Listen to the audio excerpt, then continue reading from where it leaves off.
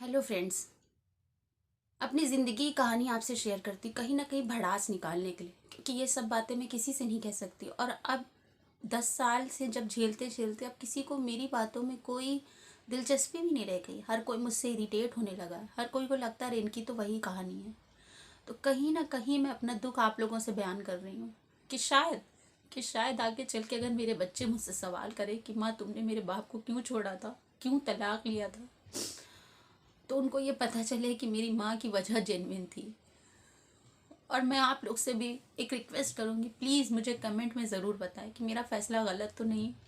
जैसा कि हमने बताया, बेटी होने के 1 हफ्ते बाद मेरे ससुर ख़त्म हो गए। जैसे ही खबर मिली हम पहुँचे वहाँ। जाहिर सी बात है, मेरे ससुर मेरा इतना सपोर्ट करते तो उनके जाने की तकलीफ तो थी। और फिर 2 साल से हमको आने को नहीं मिल रहा था। वो सिर्फ आखिरी ख्वाहिश, 3 दिन तक वो यही रटते रहे, मेरी बहू को बुला दो। मगर मेहताब नहीं पिघला, मेरे शौहर ने मुझको लेने नहीं आया।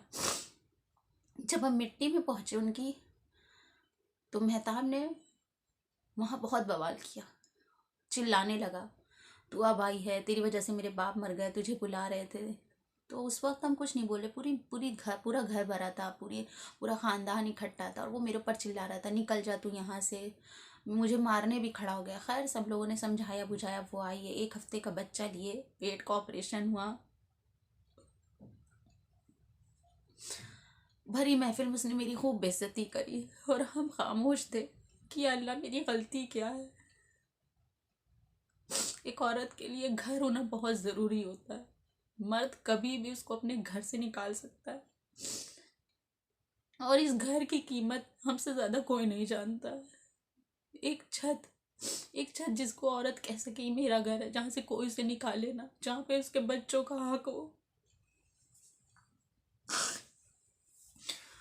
खैर उसने मुझे भगाया, ये करा वो करा, लेकिन सब लोगों ने समझाया बुझाया, नहीं नहीं अब वो नहीं जाएगी, यहीं रहेगी।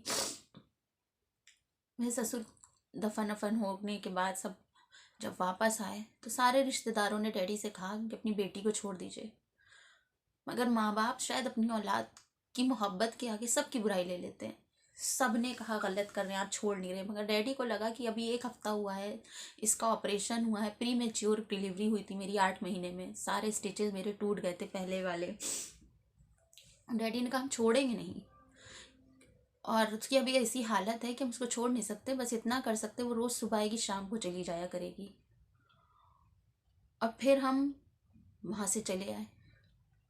आने के बाद पता चला मेहताब ने बहुत बवाल किया, खिड़की से कूदा जा रहा था, मुझे बहुत गालियाँ दी, सब कुछ किया। खैर हम सुबह रोज़ जाते थे, वहाँ खाना बनाते थे। उसी 1 हफ्ते की डिलीवरी के बाद सोचिए, मेरे टाके टूटे हुए थे, दोबारा टाके लगे थे, और हम माँ बेटे का खाना बनाते थे। और कोई ये नहीं पूछता था कि तुम्हें 1 कप चाय तो नहीं चाहिए, कि तुमने एक बच्चा पैदा किया तो तुम्हारे बच्चे के लिए, तुम्हारे लिए 1 अंडा या 1 गिलास दूध या 1 कप चाय, एक रोटी खा के जाओ।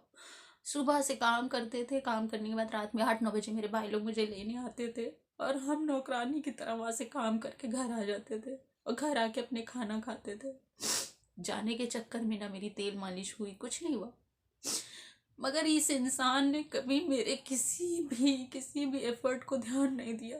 कभी उसने एहसास नहीं किया कि मेरी बीवी क्या क्या झेल रही है, और हम इतने दीवाने थे उसको पाने के लिए, उसके साथ रहने के लिए, कि उसकी कोई कमी नहीं दिखती थी। मुझे कभी नहीं बुलाता था, हम इंतज़ार में रहते थे, घंटों फ़ोन मिलाते थे, 100 बार, 150 बार, 80 बार, सिर्फ तुम अपनी आवाज़ सुना दो, हमसे मिलने आ जाओ। आप यकीन नहीं जानेंगे, जुम्मा को जिस दिन जिस जगह वो नमाज़ पढ़ने जाता था, वहाँ मस्जिद के किनारे खड़े हो जाते थे कि शायद वो दिख जाए। मगर उसने एक बार भी कोशिश नहीं करी। किस औरत ने मेरे लिए 2 बच्चों को पैदा किया, दुनिया से लड़ झगड़ के मेरे पास आ जाती है। सिलसिला चलता रहा। जब हम लोग में जो चालसी होती, 40वें दिन हमने एक दिन डैडी को फ़ोन करा, आज हम वापस नहीं आएंगे। डैडी ने कहा अगर तुम रुकी तो हमसे बुरा कोई नहीं होगा, अभी तुम्हारी हालत बहुत ख़राब है। हमने नहीं, हम नहीं आएंगे, हमें अपना घर बनाना, हम यहीं रुकेंगे। और बिना मेहताब के रोके ज़बरदस्ती हम फिर रुक गए। और रुकने के बाद जो सफ़र शुरू हुआ वो पहले से और खौफनाक था।